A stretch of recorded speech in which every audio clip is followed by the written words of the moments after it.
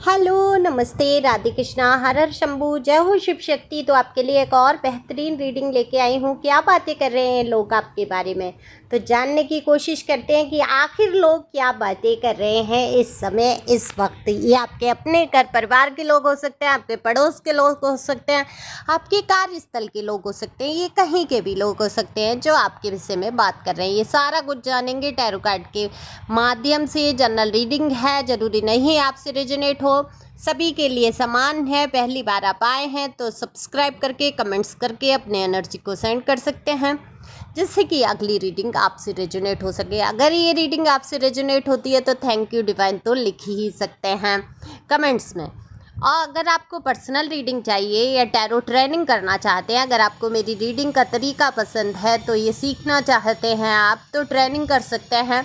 Basic से advance का course पूरा कर सकते हैं। और ये कोर्स रहने वाला है 15 दिन का। सारी फीस डिटेल दी है डीपी पे, ओके। तो क्योंकि पर्सनल रीडिंग फ्री नहीं है, व्हाट्सएप पे ही संपर्क करें, कॉल नहीं उठाया जाएगा। जब आप फीस पे कर देते हैं फिर आपकी मुझसे बात होगी कॉल पे। तो चलते हैं रीडिंग पे। और देखो, सबसे बड़ी बात ये है कि आपके अंदर बदलाव तो आया है, जिसे लोग नोटिस भी कर रहे हैं। तो लोग बोल भी रहे हैं। सबसे पहला मुद्दा जो आता है वो यही आता है कि आप बदल गए हैं। ऐसी कुछ बातें आपके बदलाव को लेकर हो रही हैं। देखो, कल तक आप जो भी जैसा भी था, सब कुछ चल रहा था नॉर्मल, आप ज़िंदगी जीने की कोशिश कर रहे थे। हालांकि आपको नॉर्मल चीज़ें पसंद ही नहीं है। नॉर्मल जीवन, एक रूटीन से आप जल्दी ही बोर हो जाते हैं चीज़ों से। एक साथ सब कुछ चलते चलते कपड़ों से जल्दी बोर हो जाते हैं। एक दो बार कपड़े पहन लिए, आपका मन नहीं करता वो कपड़े दोबारा पहने जाएं। अब कंडीशन ये भी नहीं है कि उन कपड़ों को फेंक दिया जाए, क्योंकि मोह भी नहीं त्याग पाते हैं आप। हालांकि मोह में फंसते नहीं हैं आप, ज़्यादा चीज़ों से आपको मोह नहीं है। आप जब जिस चीज़ को चाहे पल भर में छोड़ने की हिम्मत रखते हैं। लेकिन कुछ चीज़ें होती हैं जिनको बड़ी मेहनत से लिया जाता है, जिनको यूज करने के बाद मन भी भर जाता है। ऐसे कई चीज़ें हैं, जल्दी आप ऊब जाते हैं चीज़ों से। वो चाहे कोई काम हो, चाहे वो जॉब हो, चाहे घर के काम हो, जो भी हो, या कपड़े ही, मैंने इसीलिए मामूली बात ली, चाहे वो कपड़े ही हों, आप जल्दी बोर हो जाते हैं। आप लोगों से भी जल्दी बोर हो जाते हैं। तो आपको एडवेंचर चाहिए लाइफ में, कुछ ना कुछ नया करते रहना है, क्रिएटिविटी चाहिए, कुछ नया करना है, कुछ लाइफ में कुछ ना कुछ एडवेंचर होना चाहिए। अब ये एडवेंचर के चक्कर में आपकी लाइफ की कुछ ज़्यादा ही एडवेंचर हो गए। ईश्वर से आपने मांगा ज़रूर था कि एडवेंचर चाहिए, लेकिन आपके जीवन की कहीं ना कहीं इस एडवेंचर के चक्कर में आपके जीवन की जो कहते हैं ना, एक शांति, जैसे शांतिपूर्ण जीवन जीना, एक रूटीन में चले जा रहे हैं। तो सबसे अच्छा उदाहरण ये आता है, जब कोई व्यक्ति मर जाता है तो आपने देखा जब मशीन लगती है हार्ट बीट की, तो जब जो जिंदा होता है व्यक्ति, उसकी उतार चढ़ाव हार्ट बीट में दिखाते हैं, ऐसी लाइनें टेढ़ी मेढ़ी चल रही हैं, और जो मर गया उसकी एक लाइन सीधी हो जाती है। तो एक सीधी रूटीनी जिंदगी कहीं ना कहीं मृत्यु जैसी है। क्या रह जाता है उसमें जीना? और जब तक लाइफ में संघर्ष नहीं है, जीने का मज़ा ही नहीं होता। तो अगर आपकी लाइफ में बहुत सारे संघर्ष हैं, उतार चढ़ाव हैं, तो समझ लो आप जिंदा हो। और आप जिंदा हो तो जिंदा दिली से जीने के लिए ईश्वर आपको संकेत दे रहे हैं कि ये उतार चढ़ाव तुम्हारी हार्ट बीट की तरह है। तुम जीवन का नया, हर दिन एक नया बनाने की कोशिश होती है। अगर संघर्ष ना हो, अगर जिम्मेदारियां ना हो, सोचने वाली बात है, तो देखा जाए तो एक नॉर्मल जीवन जीते जीते नीरस नहीं हो जाएगा इंसान। सब कुछ ठीक है, सब ठीक है, एकदम शांति है, तो ओम शांति ही होना निश्चित है। तो थोड़े उतार चढ़ाव को तो झेलना ही चाहिए। आप कहेंगे थोड़े, यहाँ तो बवाल मचा है जीवन में। कोई क्षेत्र ऐसा नहीं है जहाँ पर घटनाएं नहीं घट रही हैं। तो मैं ये कहूँगी आप भाग्यशाली हैं, आप सौभाग्यशाली हैं, क्योंकि आपके अंदर उन घटनाओं को, उन चीज़ों को, उन परिस्थितियों के सुलझाने की क्षमता है। और यही तो टास्क आपको ईश्वर दे रहे हैं, है ना। एक गेम होता है, जीवन भी एक गेम की तरह चल रही होती है ना। उसका हाथ में रिमोट भगवान पकड़े होते हैं, बस भगा रहे होते हैं, भगा रहे होते हैं। आपने कभी गेम खेला है? तो बस वैसे ही। तो यहाँ पर आपको हारना नहीं है, चलते जाना है। और ईश्वर जैसे चला रहे हैं चलो, लेकिन अपनी तरफ से आप कर्मा का बहुत ख्याल रखते हैं, बहुत हिसाब से चलते हैं। एडवेंचर पसंद है आपको लाइफ में, आप उठा पटक करते रहते हैं। लेकिन तेरी मेरी बातें नहीं करते हैं, उससे उसको भिड़ाना नहीं करते हैं। बहुत ही सरल स्वभाव के आप हैं।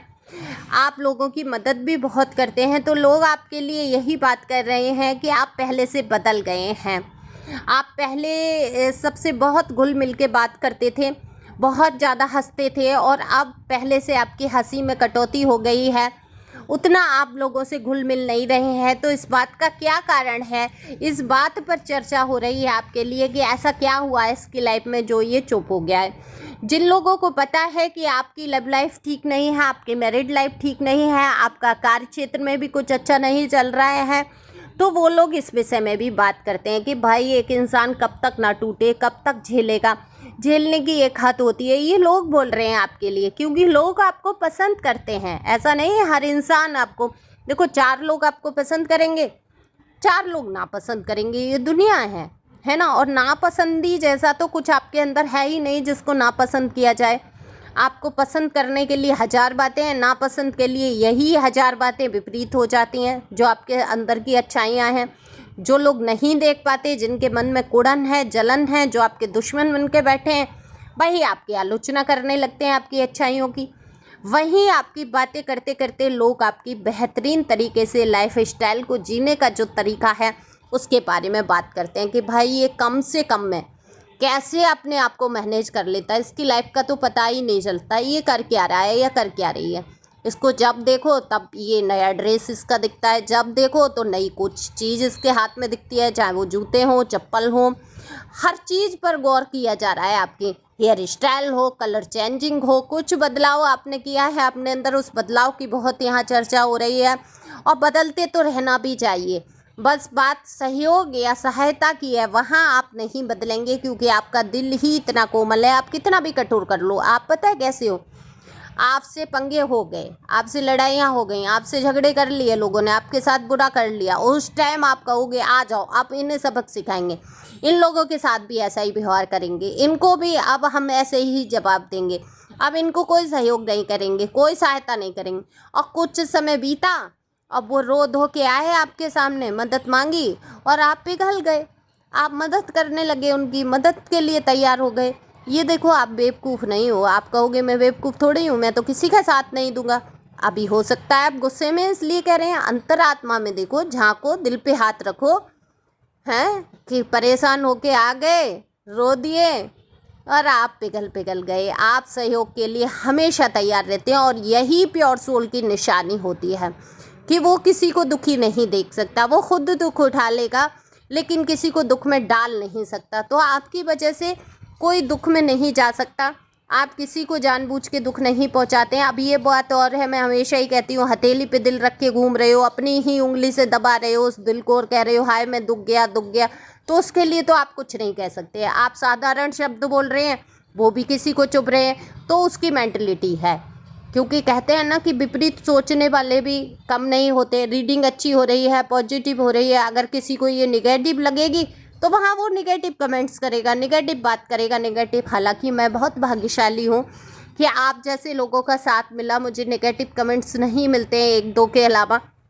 कभी आ गया, कभी भूले भटके कोई भटकते हुए, तो मैं जानती हूँ कि वो निगेटिव कमेंट्स भी क्यों कर रहे हैं, क्योंकि वो इतने परेशान हैं अपनी लाइफ से, इतनी उलझनों में हैं कि वो सच बात को सुन ही नहीं पा रहे हैं, हजम ही नहीं कर पा रहे हैं। तो ऐसे लोगों के पर मुझे बहुत तरस आता है, दया आती है और बहुत दुख उनके जीवन में होता है, इसलिए वो हमेशा उल्टी बात करते हैं।